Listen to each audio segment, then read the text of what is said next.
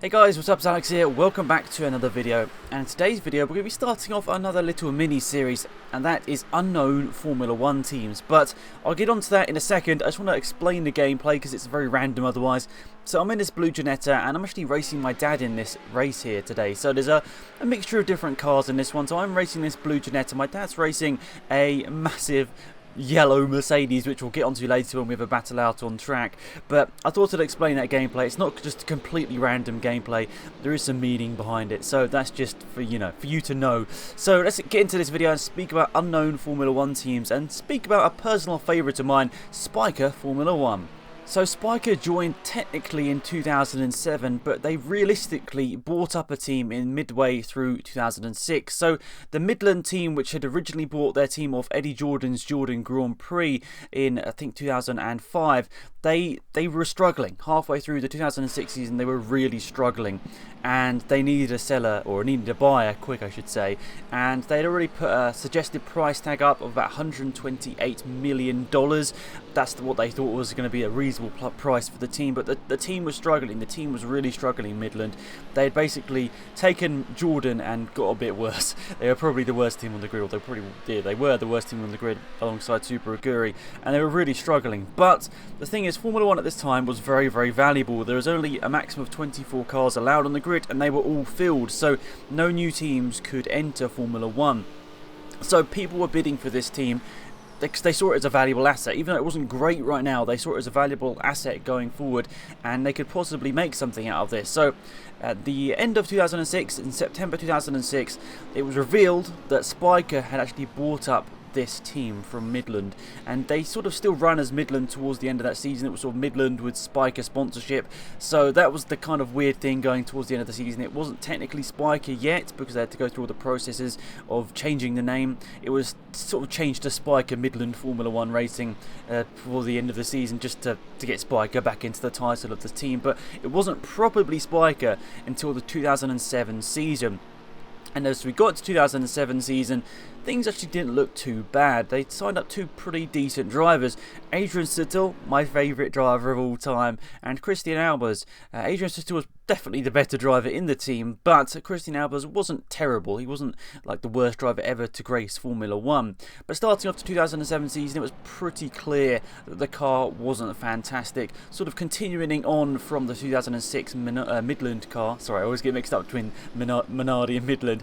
I always, slip of the tongue. But yeah, it was pretty obvious that this 2007 Spyker car wasn't particularly great.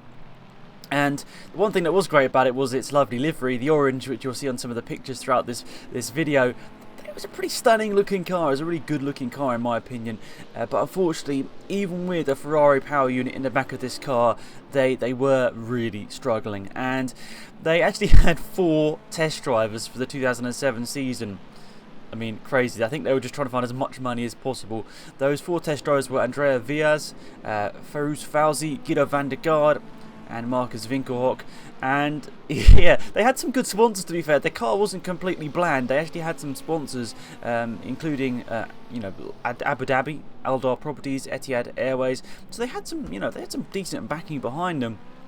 But unfortunately, the car, once it got out on track, really did struggle. If we look at the 2007 standings, they were only really quicker than Super Aguri, and Super Aguri ended up beating them in the standings. And obviously McLaren and Mercedes were disqualified, but that's nothing related to it. They were disqualified for Spygate. But Spyker only scored 1 point throughout the whole season, and Super Aguri managed to get points on 2 occasions in Spain and Canada. And Spyker, their points was a little bit more lucky, I guess you'd say. In the Japanese Grand Prix, Adrian Sutil had a masterclass and managed to grab one, and the only ever point for Spyker in Formula 1. But their car, they struggled throughout the whole year, and once they got to the European Grand Prix, they replaced Christian Albers with Marcus Winkelhock. That's quite an infamous little move as well, because Marcus Winkelhock went on to, well, lead his only ever race in Formula 1 with an incredible strategy by the team, starting him on the right tyres. He ended up leading this race and ended up lapping Lewis Hamilton. I mean, it's just so funny. I watched a clip of Winkelhock lapping Hamilton on multiple occasions. It's kind of funny, I'm not going to lie. But of course, it didn't end well for him. He had to retire a couple of laps after the restart. And once everyone had got the right tyres on. But you never know, if he was a lap ahead and there was, what, 2/3 of the race to go, maybe, but unfortunately everyone managed to get the right tyres on just about in time that they weren't lapped. Because if Winkelhock was 1 lap ahead of them, it would have been incredibly hard for them to maybe make up that gap. But then again, in that era of Formula 1, there was still quite a big deficit between the fastest and slowest cars. But nonetheless, after that European Grand Prix, Winkelhock, you thought surely he's going to keep his seat, but no. They've got to chase the money. And unfortunately for them, from the Hungarian Grand Prix onwards, they had to go with Sakon Yamamoto, who, even though, you know, an incredibly nice guy, was probably one of the worst drivers to ever be in Formula 1. And unfortunately, yeah, he never got any good points. He had a decent race in Japan, like, well, Suttel did as well, but I think a lot of Suttel's luck in that day, was a lot of his position was down to luck, I should say. He's still in the lead lap.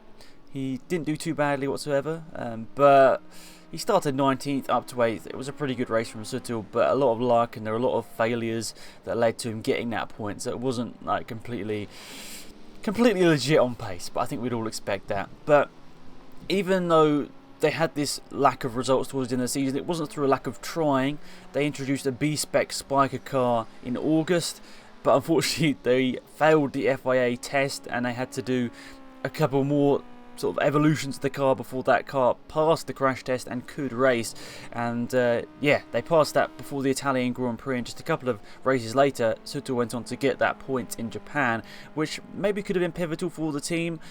I don't think it really changed that much, because unfortunately it looked like for a long time that Spyker just weren't going to be able to continue going on with this. And it was it's the big Force India who recently had to change owners once again, but it was way back at the end of the 2008 season where Spyker announced that they were going to be selling their team onto Force India and Vijay Mallya, or I guess Vijay Mallya because it wasn't Force India back then, but yeah, it was Vijay Mallya back then who bought up the team and of course transformed Force India from the 2008 season onwards.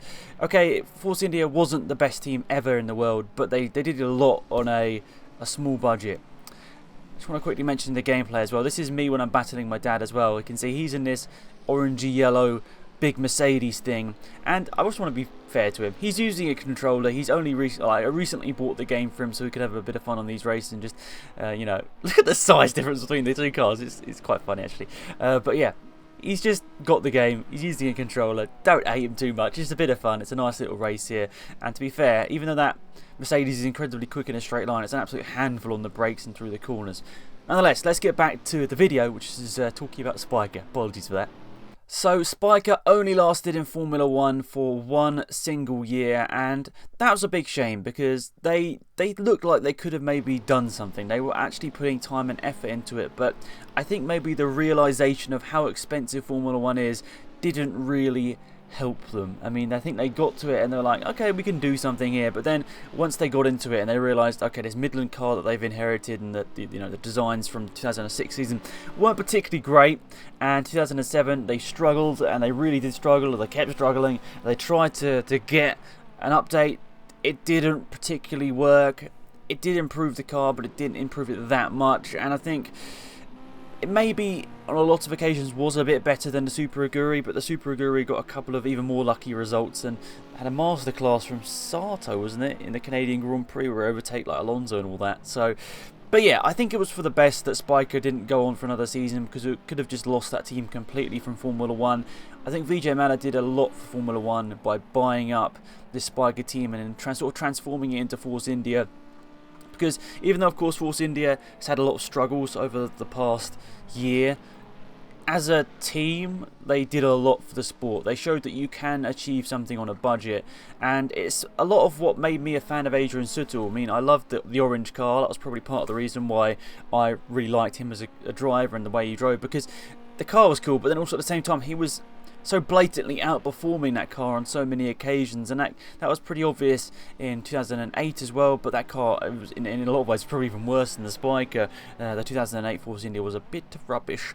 2009, it was a bit of a random season. Suttle got a fastest lap in his only points of the season where he finished 4th. But then from 2010 onwards, Force India have been that consistent mid-table team, and of recent years they've been definitely battling for podiums on odd occasions when other teams have sort of made mistakes. They've always sort of been there to pick up the pieces, and that's the thing I love about Formula 1.